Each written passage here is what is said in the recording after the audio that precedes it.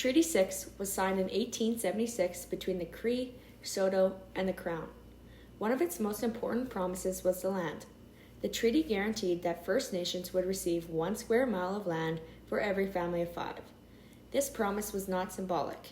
It was meant to ensure survival, self-sufficiency, and the ability to govern future generations.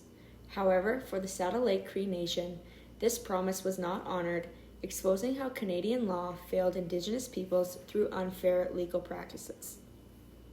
When reserves were first surveyed under Treaty 6, the federal government relied on census counts to determine how much land each First Nation was owed. In the case of Saddle Lake Cree Nation, these population counts were seriously inaccurate. Many members were not recorded because census takers arrived during times when families were hunting, trapping, or dealing with disease outbreaks. Despite this, the Crown treated these flawed records as legally definitive.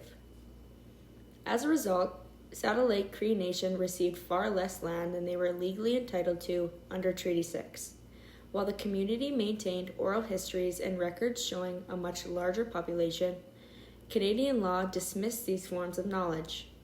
Oral testimony, which is central to Indigenous law, was not recognized as valid legal evidence. Instead, the state prioritized its own paperwork even when it was clearly incomplete. This reflects a major injustice within Canadian law. Rather than honoring treaty obligations, the legal system placed authority entirely in colonial records and denied the legitimacy of Indigenous knowledge systems.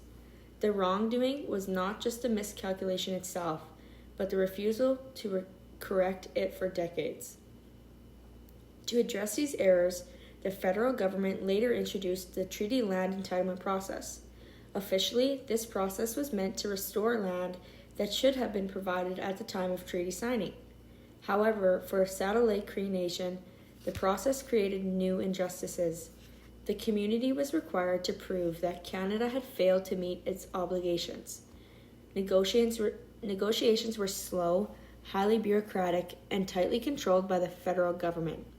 There were no penalties for Canada's delays, even though generations of Saddle Lake members continued to live with land shortages. This imbalance reveals how Canadian law was unfair by design. Canada positions itself as both the party that breached the treaty and the authority controlling the solution. Saddle Lake Cree Nation had no option to force timely compliance.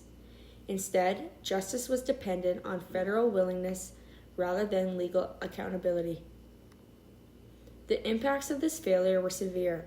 Limited reserve land led to overcrowded housing, reduced economic opportunities, and long-term barriers to community development. Cultural and land-based practices were restricted due to a lack of access to traditional territories. These impacts were not the result of treaty failure, but of Canada's legal refusal to fully honor it.